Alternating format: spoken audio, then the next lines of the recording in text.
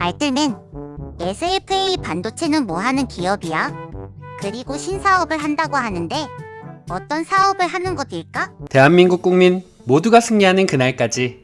안녕하십니까, 알뜰맨입니다. 평소에 SFA 반도체에 대해서 리포트가 많이 나오는 편은 아닌데 오늘 리포트가 한 개 나왔습니다. 어떤 연유에서 리포트가 나왔는지 같이 보도록 하겠습니다. 먼저 2022년도 2월 11일 날 실적이 발표가 되었는데요. 안타깝게도 영업이익은 컨센서스 대비해서 7% 하회되는 모습을 보여주었습니다. 그럼 SFA는 뭘 만드는 기업일까요? 바로 반도체 후공정 조립 및 테스트 제품을 생산을 하고 반도체 패키징 솔루션을 제공하는 기업입니다.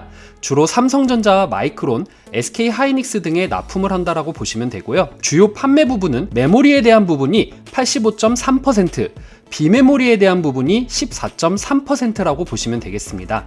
주로 해당 부분에 후공정 조립 및 테스트 제품의 생산, 반도체 패키징 솔루션을 제공한다라고 보시면 되겠네요. 2018년도부터 22년도까지 SFA 반도체가 가장 많은 매출을 발생시켰다라는 것을 확인할 수가 있었습니다. 2022년도 매출액은 8,122억 원, 그리고 영업이익은 1,020억 원이 될 것이다 라고 전망을 했습니다.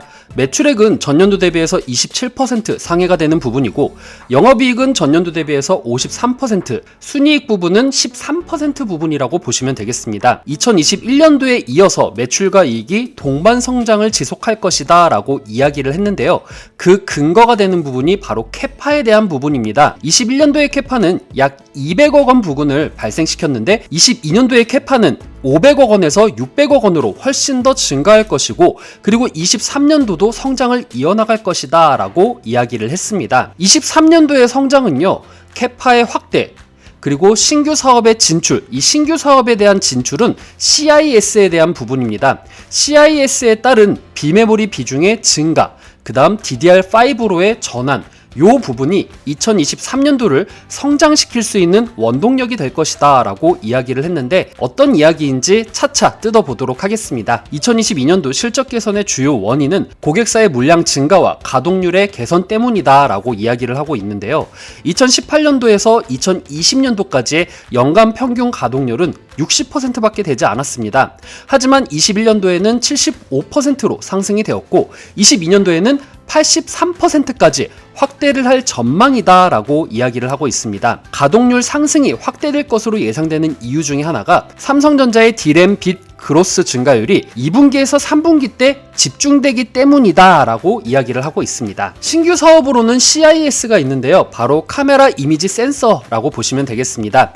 이 CIS의 패키지 및 테스트 사업을 준비하고 있고 이를 위해서 클린룸을 구축하고 있고 상반기 내 고객과의 협의를 마무리할 것으로 예상하고 있습니다. CIS의 패키지 및 테스트 사업은 경쟁사가 개별 단위 공정으로만 진입을 해 있는 반면에 SFA 반도체는 개별칩 패키지부터 테스트까지 턴키 방식으로 진행이 되면서 차별화를 시도할 것으로 파악하고 있다라고 이야기를 하고 있습니다. 또한 2022년도 2월 15일 날 기사에 따르면요, 차량용 반도체에도 신사업을 적극 추진하고 있다라고 이야기를 하고 있습니다. 하반기부터 신규 사업 매출에 대한 비메모리 비중 증가가 본격화가 될 것이다 라고 이야기를 하고 있습니다. 비메모리의 매출 비중은 2022년도에 18%에서 23년도에 23%까지 증가되는 모습을 볼 수가 있었습니다. 연간 전체 제품의 출하 증가율은 2022년도 23%에서 23년도에는 13%로 둔화될 것으로 전망이 됩니다. 요건 조금 안 좋은 소식이긴 하지만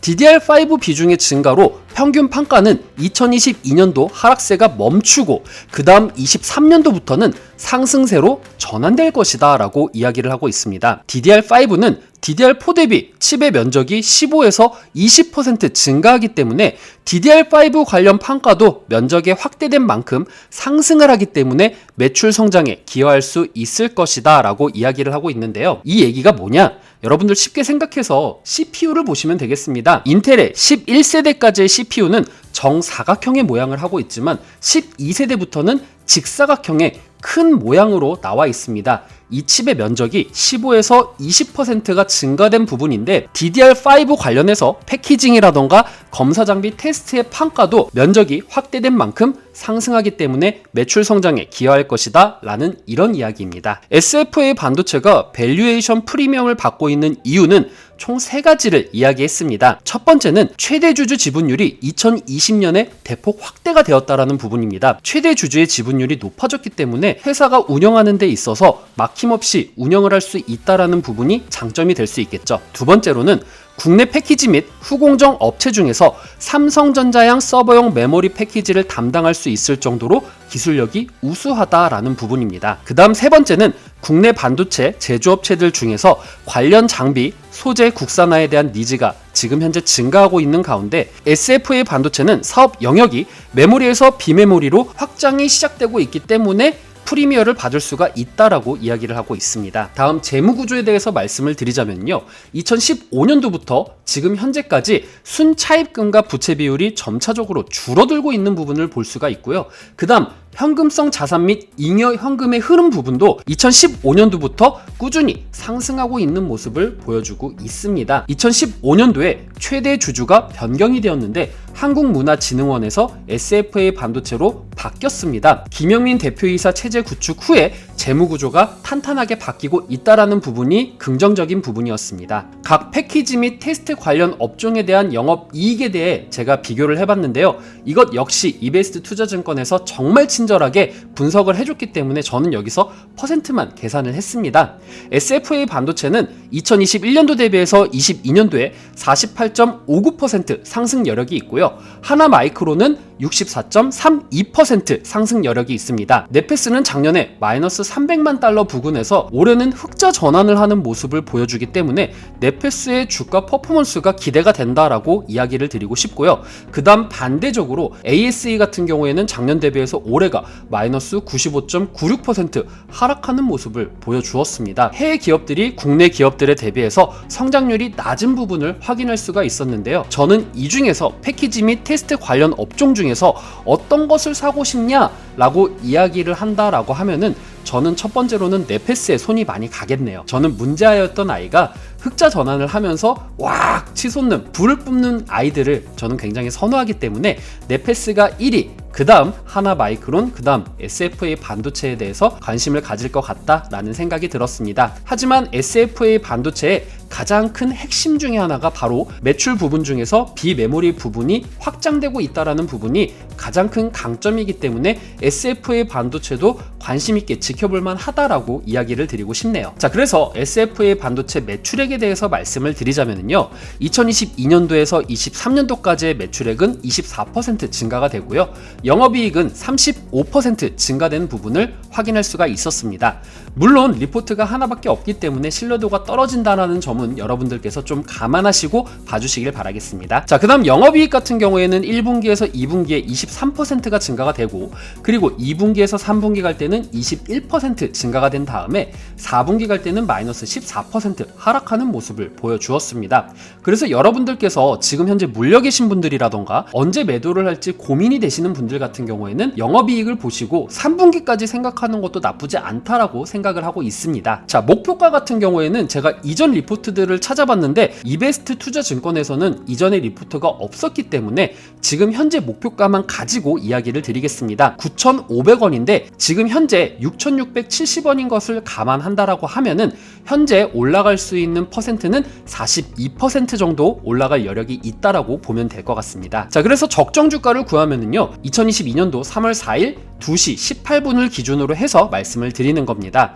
2022년도 지배주주 당기순이익 곱하기 PER을 곱하면은요, 목표 시가총액인 1조 1,100억 원 정도가 나옵니다. 현재는 1조 970억 원인데 약간은 올라갈 구간이 있다라고 보시면 되겠고요. 그래서 발행 주수를 나누게 되면은 적정 주가는 6,749원. 지금 현재 주가는 6,670원이기 때문에 약 70원 정도의 상승 여력이 있다라고 보시면 되겠는데 이거는 크게 의미가 없다라고 이야기를 드리고 싶고요. 가장 좀 인상적인 부분은 PER이 작년 대비해서 올해 그리고 올해 대비해서 내년에 PER이 점차적으로 내려가고 있다라는 것도 눈에 띄고요. 비메모리에 대한 부분이 비중이 확대되어 간다라는 부분이 조금 더 특징적인 부분이었습니다. 또한 삼성전자의 D램 빗 그로스 증가율이 2분기에서 3분기에 집중이 되어 있기 때문에 여러분들이 투자 기간을 갖는다라고 하면은 요 기간에 맞춰서 투자를 하시는 것도 저는 좋은 아이디어라고 생각을 하기 때문에 여러분들께서 3분기까지 보는 게 조금 더 유리하지 않을까라는 의견을 드리고요. 또한 CIS에 대한 부분은 하반기에 매출이 찍힐 수도 있는 부분이기 때문에 이런 부분들 참고하셔서 투자를 하시면은 조금 더 좋은 수익 낼 수 있지 않을까라는 생각을 하면서 오늘 SFA 반도체에 대해서 마치도록 하겠습니다. 오늘 내용 괜찮았다 생각되시는 분들은 하단의 구독과 좋아요, 알람 설정을 눌러주시면 제가 영상을 만드는데 큰 힘이 될 것 같습니다. 오늘도 시청해주셔서 감사합니다.